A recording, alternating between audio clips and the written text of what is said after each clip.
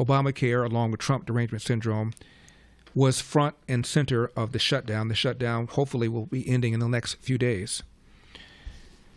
When Obamacare was passed in 2010, there was an op-ed piece by a guy named Dan Henninger with the Wall Street Journal. He's still there. And he called it the worst piece of legislation ever. He wrote this on April 1st, 2010. Let me just read you part of what he said, because everything he said has borne out. Quote, epic new spending and taxes, pricier insurance, ration care, dishonest taxing, subsidies for the uninsured, penalties for the insured. Yes, this bill has it all. And that's before a single new bureaucrat is hired or a new doctor is hired or fired.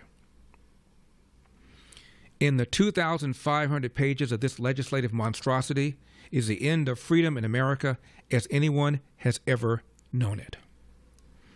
The Obama health care bill is the worst piece of legislation ever to come out of Congress, bar none. Henninger also wrote this. He's the editor of the Wall Street Journal editorial page, the head of it. He said, the Wall Street Journal editorial page has been respectfully critical of President Obama for months. Respectfully critical. No more. From here on out, he writes, it's war. Last Sunday night, the Democrat majority in the House took the Republic over the cliff. They passed a health care bill that amounts to the greatest single usurpation of federal power since the income tax was instituted in 1913. This isn't about health care. Health care is the excuse. It's about government taking your money and calling it reform. The bill is a fiscal, ethical, and political monstrosity. In one night, the Democrats have opened a new era of unlimited government. The Democratic Party has achieved what the Socialist Party of Europe only dream about: socialized medicine in one country overnight. The bill's 2,500 pages are a Rube Goldberg contraption of mandates. For those of you under 100, Rube Goldberg was a cartoonist. He used to do cartoons of contraptions that were very complicated, awkward, to perform very simple tasks. Rube Goldberg became an expression for things that are overly complicated. The bill's 2,500 pages are a Rube Goldberg contraption of mandates, taxes, subsidies, penalties, and new bureaucracies. Once enacted, no future Congress will ever be able to unwind it. The American people will be locked into this system forever.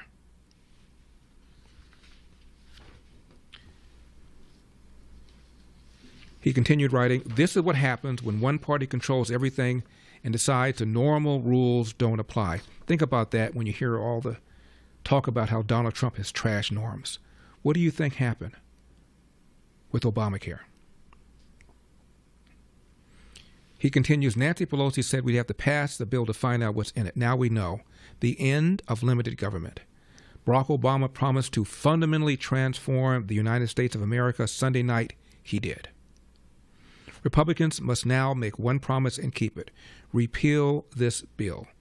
Every Republican candidate in 2010, 2012, and beyond must run on total repeal, nothing less.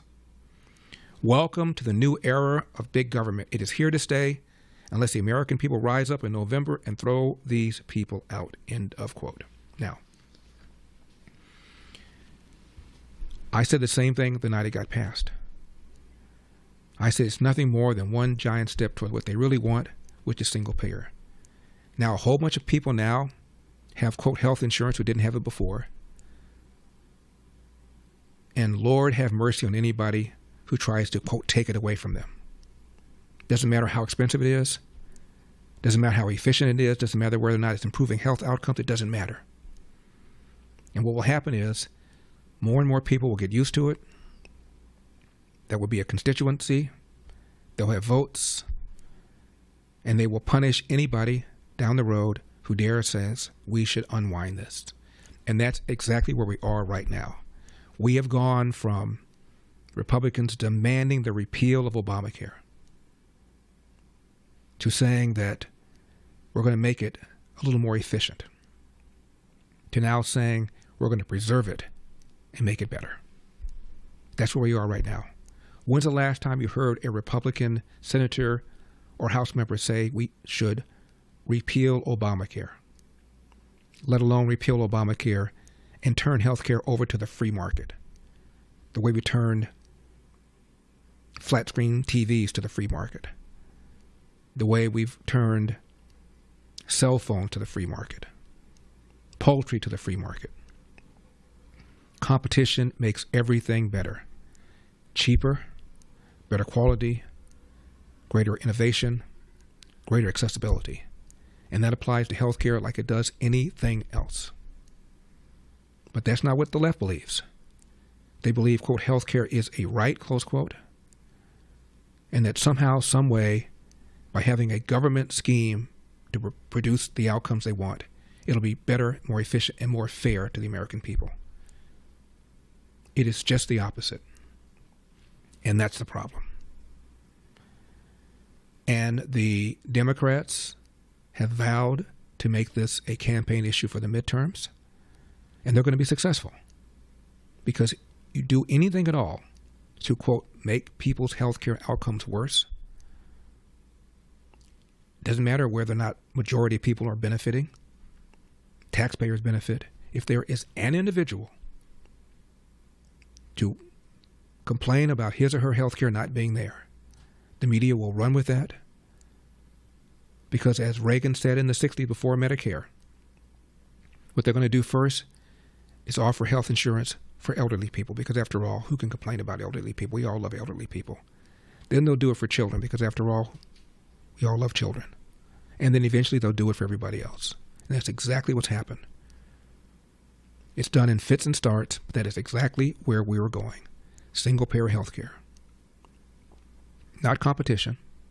Never mind one of the fathers of the Canadian healthcare system out of Quebec later on said it wasn't working. We need more competition. We need to have more private insurance.